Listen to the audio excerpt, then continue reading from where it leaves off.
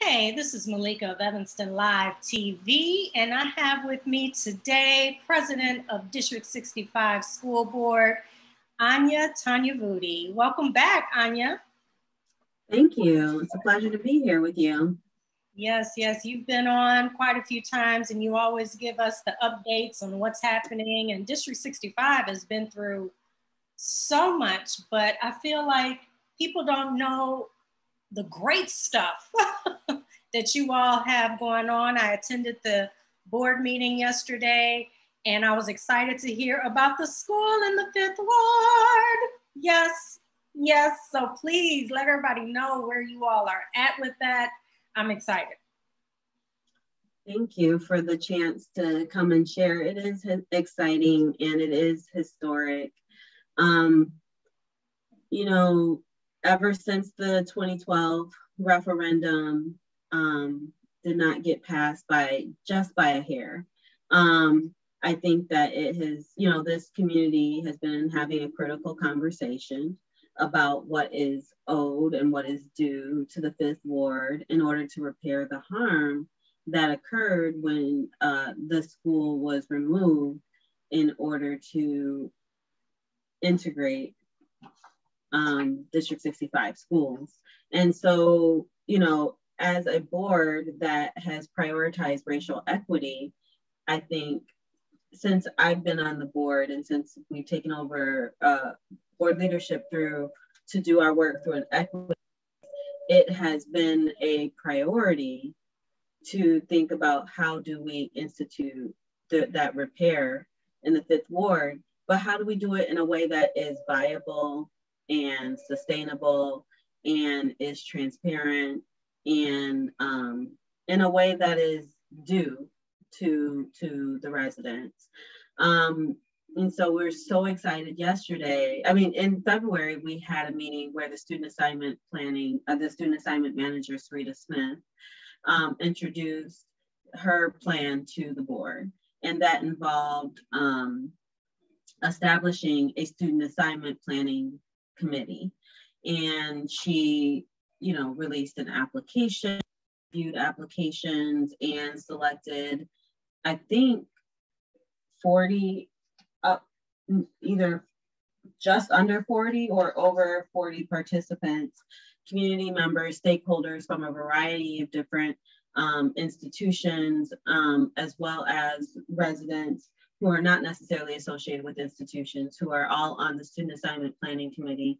And through those discussions about where we should put all of our programs so that they are located in proximity to people who are going to be using them, the Student Assignment Planning Committee did say that it is their priority that there be a school in the 5th Ward. We also have retained a consulting group that is doing master's facility planning.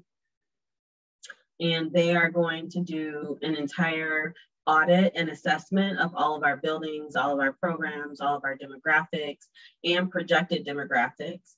And they're going to recommend to us where our programs and resources should be situated in the city. And if that master's facility plan recommends to the Student Assignment Planning Committee that we have a 5th Ward school, and ultimately the Student Assignment Planning Committee recommends to the board that we have a 5th Ward school, which we have already seen that they have determined that that's important to them, we anticipate that we will have the community's input and the research-based documentation that we need to proceed with building a school in the 5th Ward.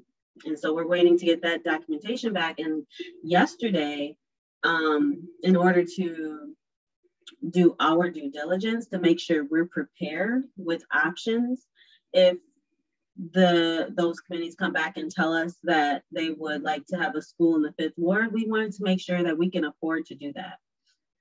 And when I first came to the board, whenever I mentioned anything about a 5th Ward school, everyone was like, but there's no money. That was always the response to me. There's no money. And that was always a response to other community members.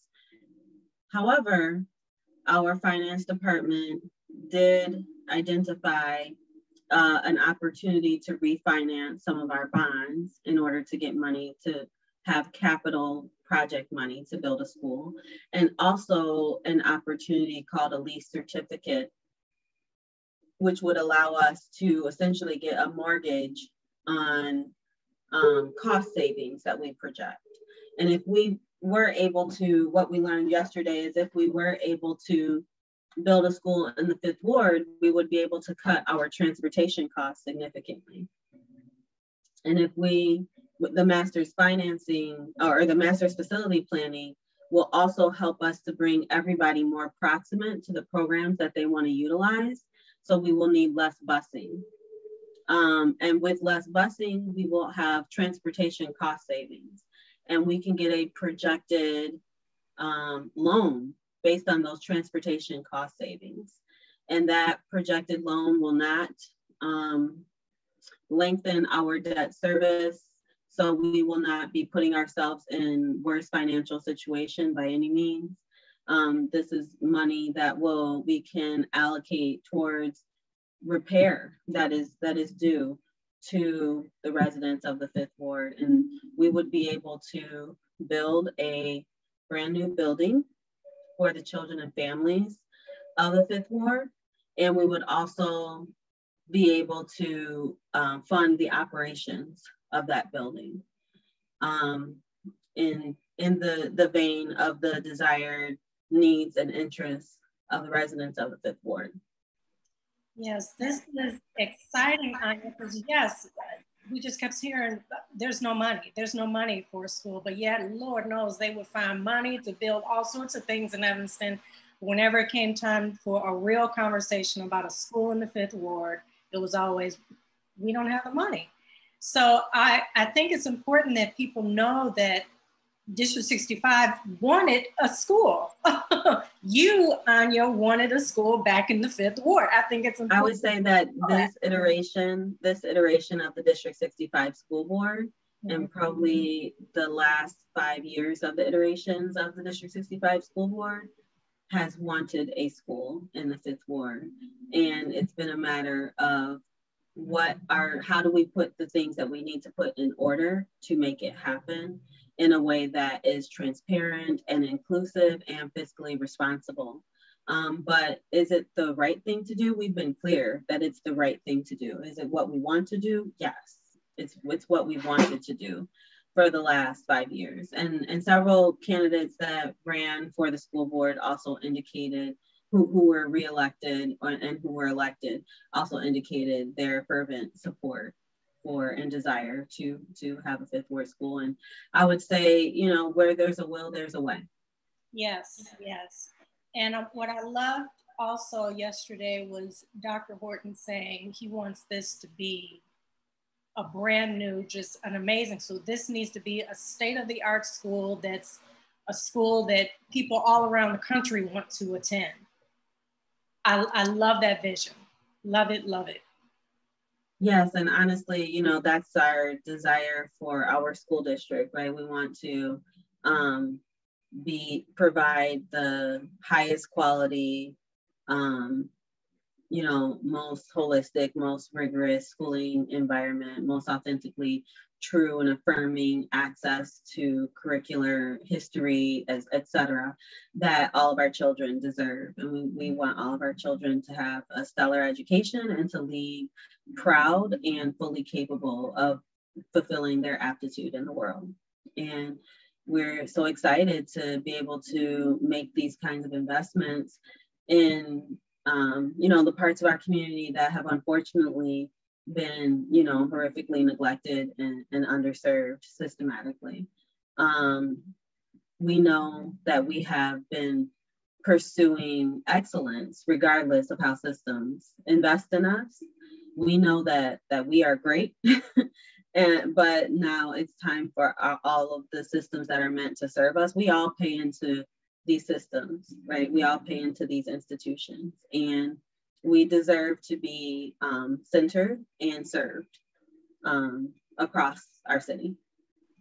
Yes, well, I am excited.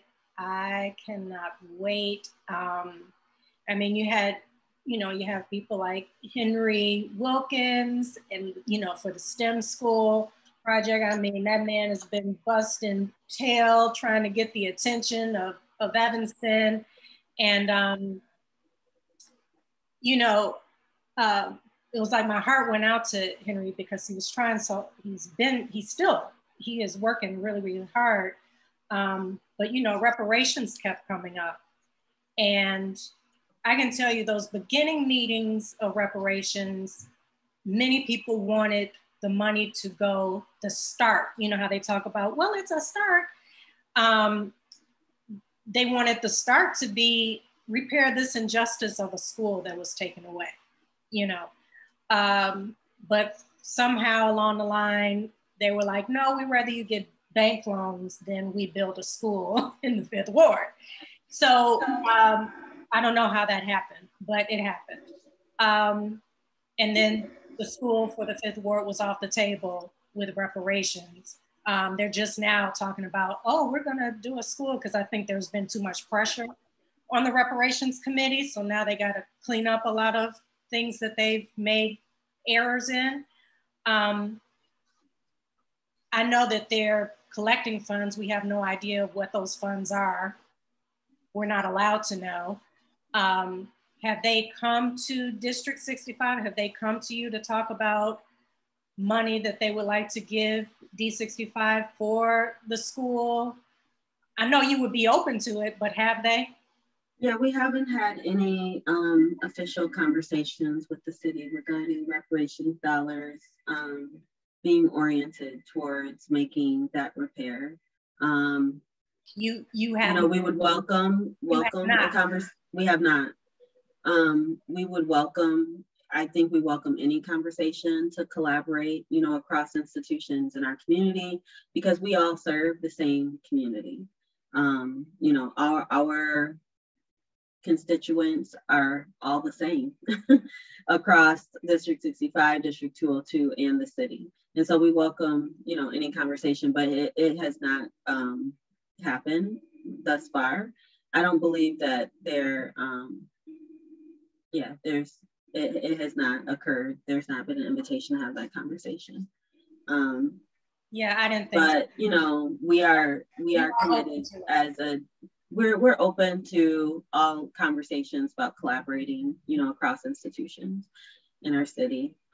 We also are very clear about what our values are, though, I think as a governing body, and we're committed to. We have the will, and we're committed to making a way to repair. Yes. I appreciate that you're like, we will always keep the door open to Reparations Committee stakeholders to actually come and have a real conversation about it, but they have not, because that wasn't the plan. Now it's talk because they got to make everybody feel good and support reparations. But yeah, many more people would have preferred a school over 15 people getting bank loans and a new roof on the house or something. But, and then also TIFs. So TIFs is like, that is a serious concern here throughout Evanston. And so then the talk was, okay, well, reparations is gonna get a new school. Well, we know that's not gonna happen. More than likely it's not gonna happen. Well, we can put a new school in the 5th Ward using TIF money, using TIF dollars. What is District 65's thoughts on TIFs? I was there at the meeting yesterday, but I'd rather you explain it to the people. Yeah, so we had a public discussion yesterday regarding our, so all tax increment financing agreements have to be agreed to by local schooling institutions and other taxing bodies. And it has been historically customary for those conversations to be primarily negotiations about financing. And so,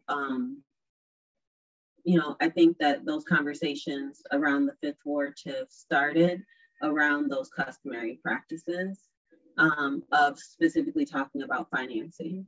And we as a board were not pulled into those early discussions with the presumption by our CFO that those conversations would solely be about financing.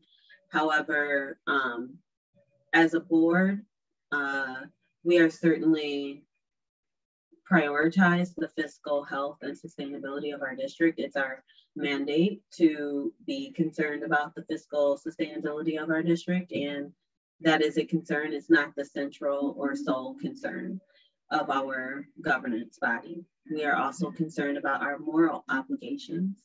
And so once we had the opportunity to engage in the discussion, the Joint Review Board had already met, and our CFO had already given the approval to proceed with the TIF. Our board has questions about the implementation of the TIF, not through just the lens of material equity, but through the lens of moral equity. And so what we discussed yesterday at our board meeting is what are the moral equity questions that we have, and how, since the Joint Review Board has already met, how do we proceed with communicating with the city and our community about what our questions around the moral equity of the decision are. And since the Joint Review Board has already met and the approval was given, the only other lever where we have the opportunity to voice what our questions, concerns, priorities are is through an intergovernmental agreement with the city. And so what we discussed yesterday was what we would like to see in the intergovernmental agreement. And we concluded that, you know, we have questions about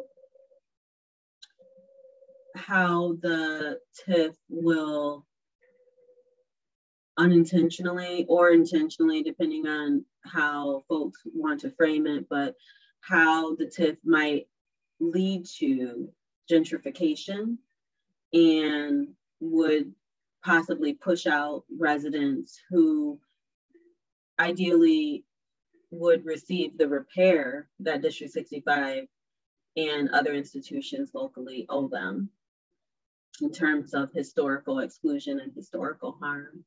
And so, you know, our question was, how is this designed in a way that doesn't presume the gentrification of the neighborhood? How are folks going to be helped to maintain their home ownership? How will affordable housing be available? Not just any affordable housing, but affordable housing that is suitable for an entire family.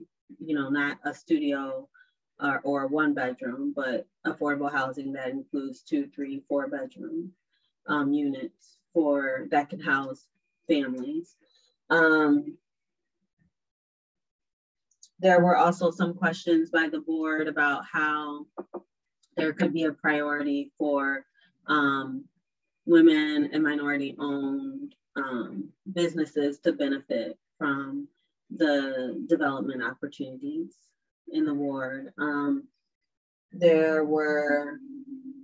One of my colleagues also mentioned, you know, is it within the reparations fund capability to help folks be able to maintain their home ownership if that is desirable and they're feeling a tax burden that might otherwise push them out of their home.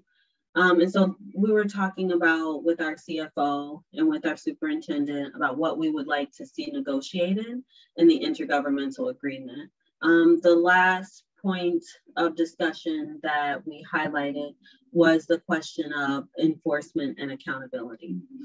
If we, you know, include these items and we negotiate these items in the intergovernmental agreement, how do we check in and monitor on how we're doing? How do we make sure that we're not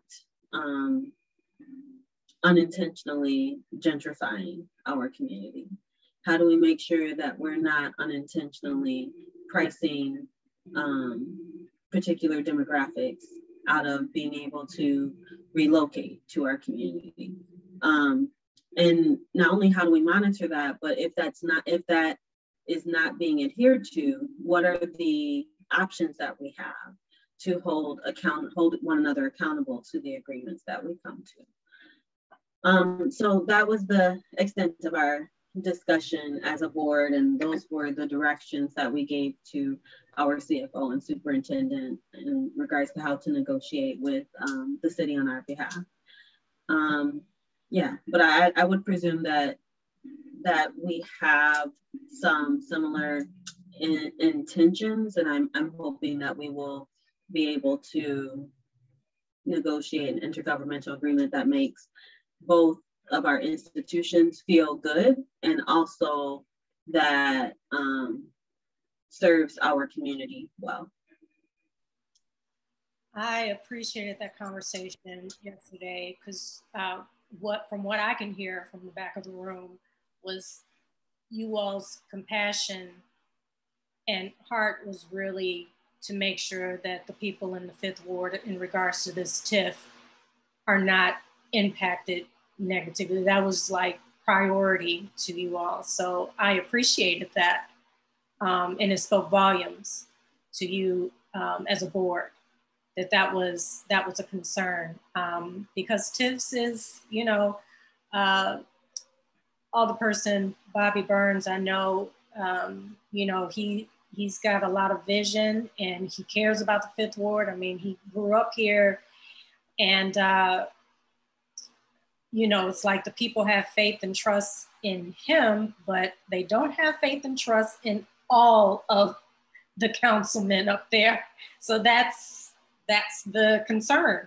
And yes, and how do you hold them accountable, you know, during the TIF process and the development deals? It's very hard to, it's hard to hold them accountable, because as the people begin to question and start catching what's going on, those people are silenced.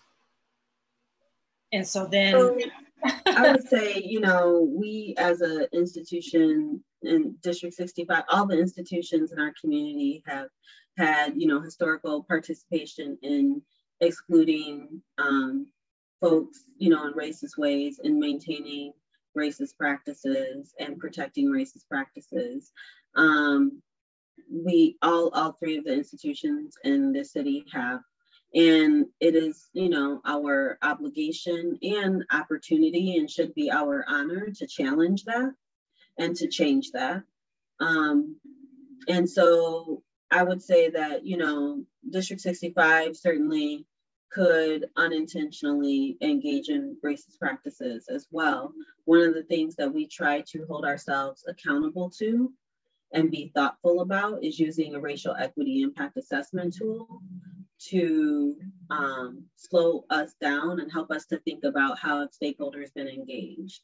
What are the goals of a project? What are the potential unintended consequences? And is a project sustainable?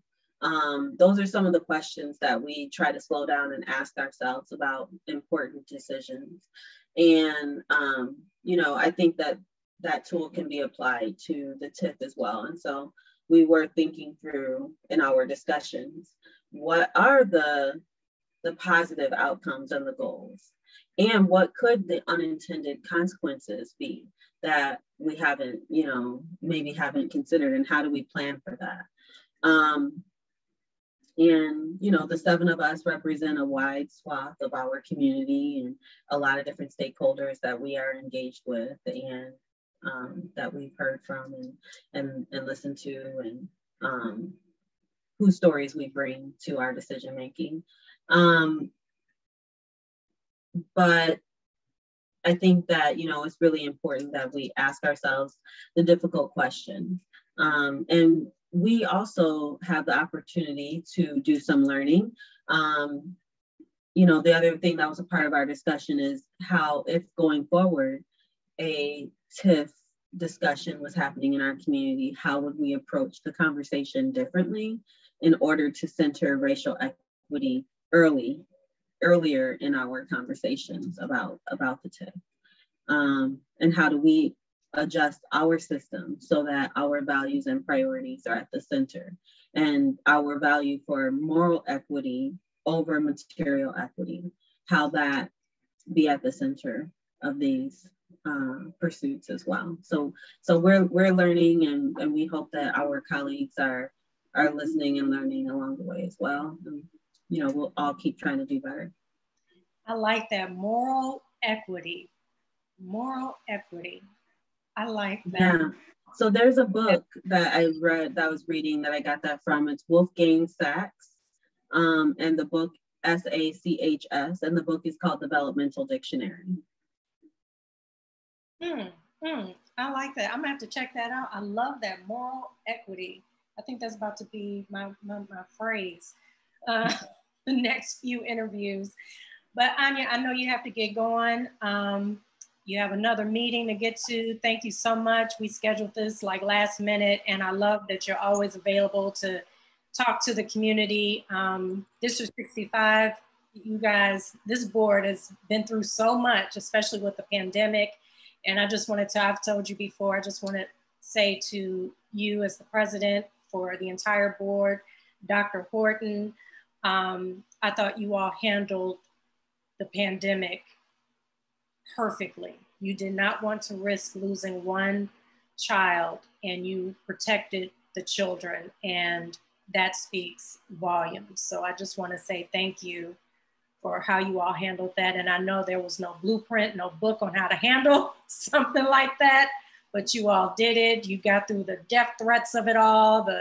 I mean, you all were getting attacked left and right. So I just want to say hats off to you all, and you're still moving and still got the vision, and about to put a brand new state-of-the-art school in the 5th Ward. We are excited. Keep us posted on the process as it's going.